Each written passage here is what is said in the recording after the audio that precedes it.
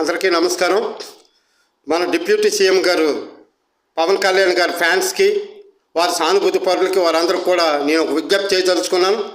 గత ప్రభుత్వంలో వాలంటీర్లుగా పనిచేసినట్టు ప్రతి ఒక్కరు కూడా యువకులందరూ కూడాను మీతోటి యువకులే, మీలాంటి నిరుద్యోగులే, మీలాగా చదువుకున్నట్టు వారే. వారికి ఇప్పుడు జరిగినటువంటి మోసం ఇంత అంతా కాదు. మరి ఎన్నికల ముందు పవన్ కళ్యాణ్ గారు ఇచ్చినట్టు మాట ఏంటి? మీరు 5,000కి సేకరణ చేస్తాను, మేము అధికారంలోకి వస్తే 10,000 ఇస్తామని చెప్పినట్టు పెద్ద మనిషి ఈరోజు గత ప్రభుత్వం వాళ్ళ మోసం చేసింది. వాళ్ళకి ఎలాంటి జీవోలు లేవు, ఎలాంటి ఆర్డర్స్ లేవు, వాళ్ళకి జాయినింగ్ ఆర్డర్ లేదు.